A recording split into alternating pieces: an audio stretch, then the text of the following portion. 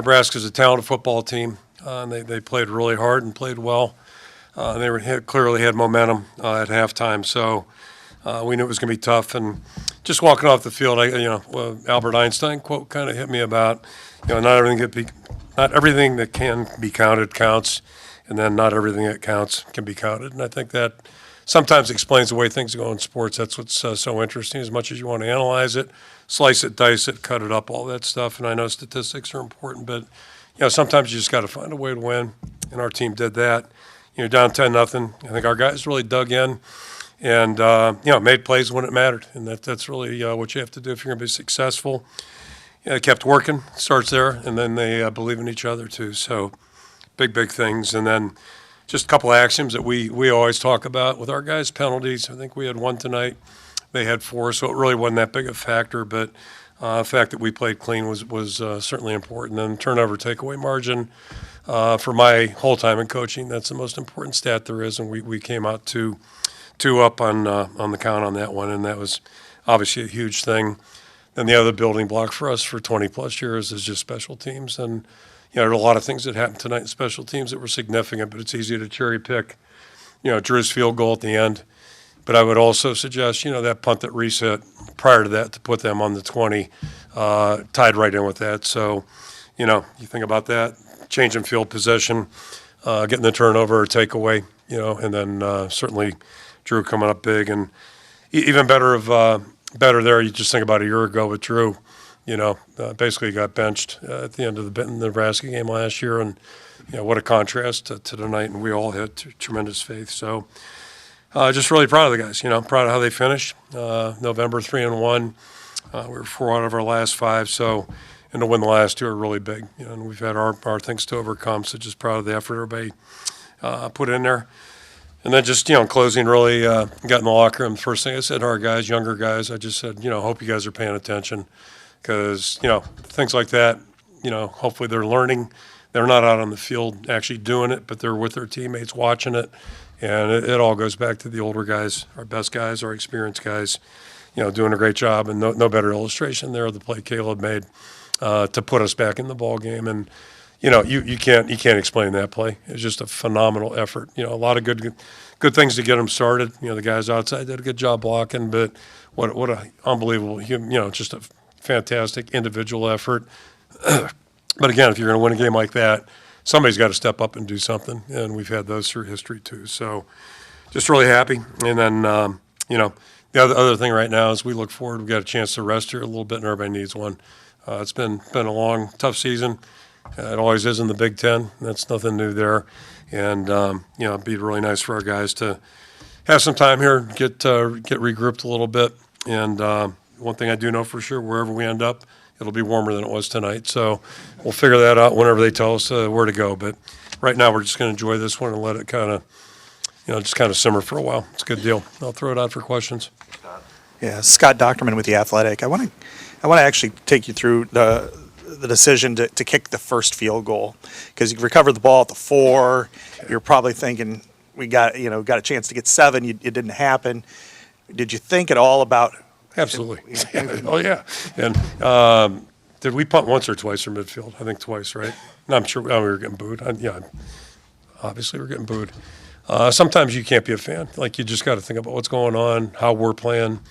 And think big picture. And, I'll be brutally honest. I didn't have confidence that we were going to make it on the 4th and 1 or the, down in there. And I do know this, if we didn't get points at that point, it could be problematic. And I'm hoping something was going to happen, later in the half. So fortunately it did. So that will be forgotten by a lot of people. But, sometimes you just got to play your gut and go from there. But, hell yeah, I wanted to go for it, like badly. Tom Kakert, Hawkeye Report. After the game, Jay Higgins talked about some disrespect, I guess, that was shown towards the Iowa players before the game and Coach Rule before the game. Were you aware of those things? What are your thoughts there? I heard some stuff in the locker room, but I wasn't out there, so I didn't see it and really can't comment on it. There is certain etiquette, pregame etiquette. Most people follow, and, but I didn't see it, and I don't think we have any film of it. And quite frankly, I'm not too worried about it. I'll just say this about Jay Higgins. What a football player, what a leader. and he's got tremendous integrity. So, if Jay tells me something, I'm on board with it. I'll interject one of the other guys. It's one of our best guys on our team. Also told me that he tipped the ball on the one where I burned a timeout. And it turns out that wasn't true. So, you just never know how it's all going to go. But it cost us a timeout. So, but I tend to believe in my players. Our players, yeah. David Eichel, HawkeyeInsider.com. Kirk, I think before the season we talked about Drew's kind of ascendance and fighting back after last year. As you mentioned, he got benched. And I think there was a point where you said you were kind of worried about if it was going to kind of click back together. I guess for him to be able to go out there, get 5 field goals last week, make the kick tonight, just kind of an overarching redemption story. I guess how would you kind of describe the growth and bounce back that he's shown this season? Night and day difference. And, over the years, you read a lot of stuff, and I tend to read about coaches and successful people. And I'll never forget Earl Weaver had a quote about Earl Weaver, for you young guys. Okay, Baltimore Orioles, they had a really good teams, all right? He was their manager, but short, little fiery guy. But he had a big thing about, not having a doghouse for players and or the kids that you're raising at home. And, unless they really do something egregious, you just got to keep having faith in them and keep seeing them work. And that's the key to this whole thing. Drew has done nothing but mature. He's worked hard. He's earned everything that he's gotten. I tell our guys all the time, you wonder why Caitlin Clark's so good or Steph Curry. How many hours do you think they spend shooting balls? And that's, everybody forgets about that part. If you want to be really good at what you do, you got to invest and you got to put the time in. And I'm not an expert on how many shots Caitlin's practiced or how many, but I'd suspect it's a lot and significant. And he's done the hard work, kicked with great confidence last week in windy conditions, and tonight that wasn't a chip shot, but I think all of us felt like, hey, he'll do it. Tyler Tashman with the Des Moines Register. Max's strip sack, what all did you see on that play? Just a great effort. And a lot of times, your coverage has to be good, so the guy's got to hold the ball for a while, and that's usually how those things work. So coverage is normally a component. It's hard just to run free through there or beat a guy, like that. So you got to cover well enough where he's got to hold the ball, and then just a great job getting it out. It came out a couple times I think tonight, but we only got that one. But it came at a great time in a great position on the field, certainly. All right, Lane Henry, just stay alive in Power 5. If someone would have told you before the game that you would be shut out in the first half and only muster 164 yards of total offense, would you believe you still win the game?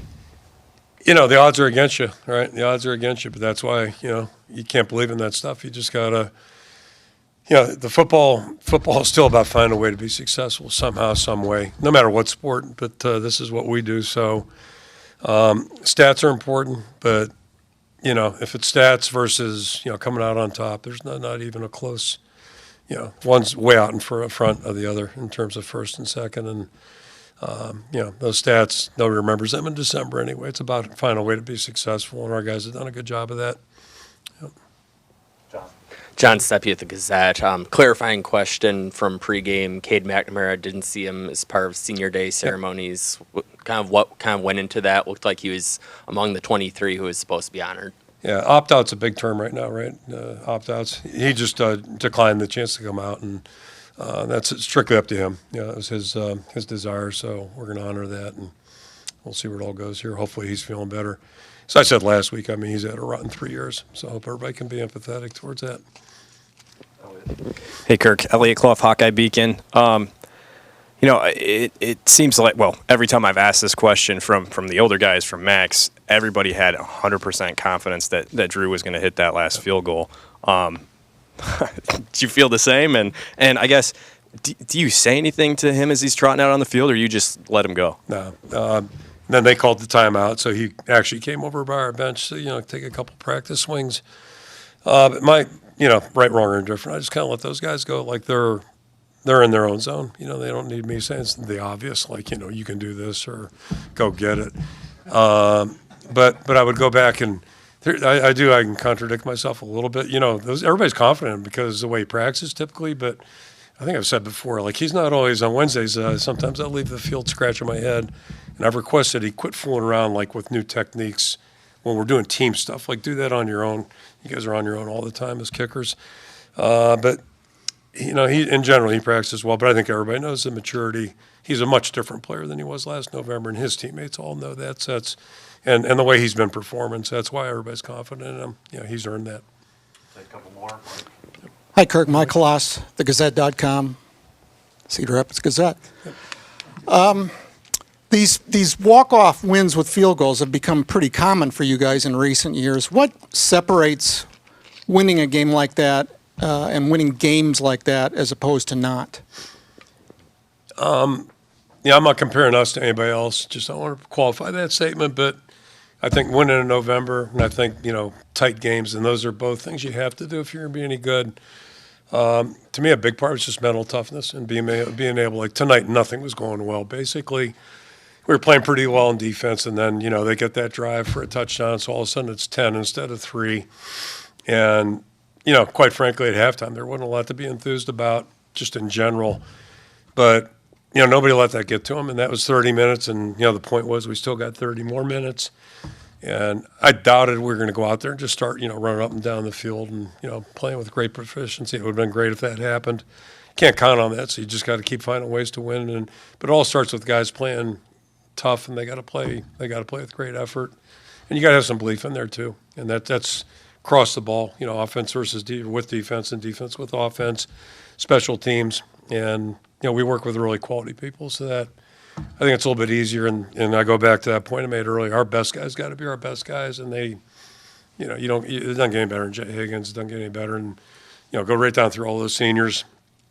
And then, look at a guy like Caleb, who a year ago was up and down, a little hot and cold, and he made the play of the game tonight, or one of the plays of the game. And just the maturity and the growth that we've seen in him a year later, too. We talked about with Drew, but I could say the same thing about Caleb. That was just such a phenomenal play.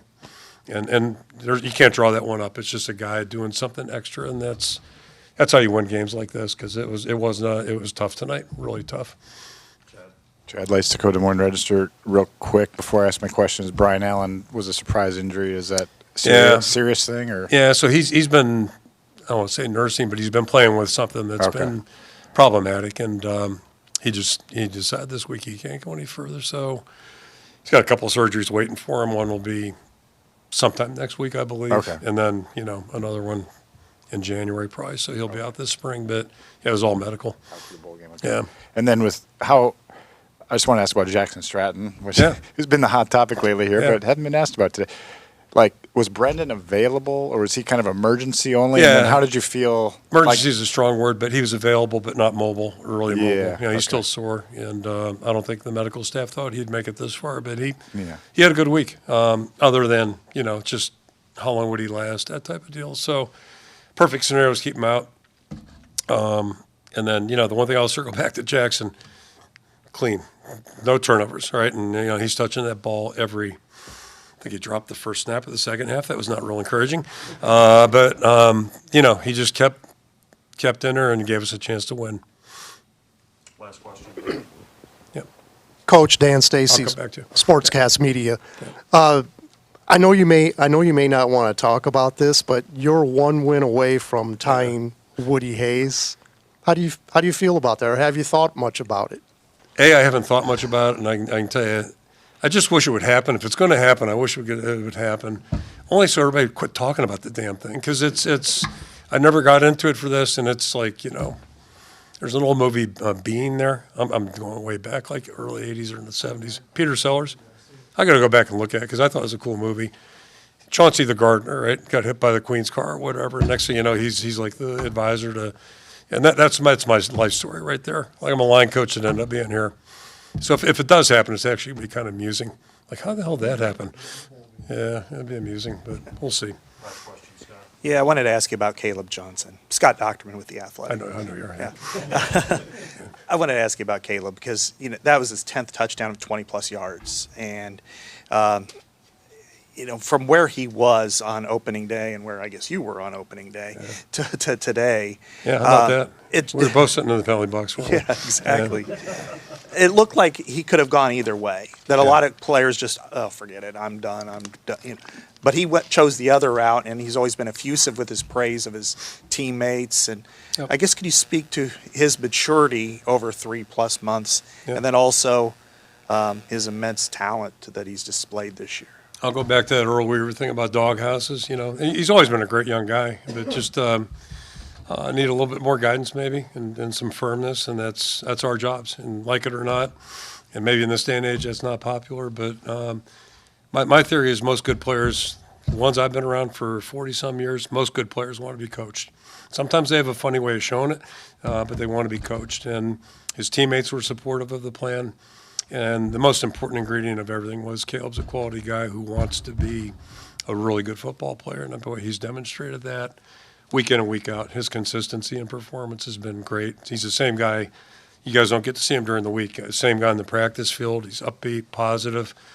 So, any ups and downs that we may have gone through, boy, it's been worth it because it's just so fun to see him be confident, act like a football player, like a real football player. And that play he made tonight, I don't know if that was you, Matt, or somebody in there said it was like DeJean's play, except this one counted. It counted. We got the points on the board, and but what a phenomenal effort. And that's the same thing with Cooper's thing last year. So to see that part of it is it's gratifying, and just so happy for him and his success and appreciative. Okay, thank you guys. Have a good, you guys already had your holiday. I'll have mine tomorrow.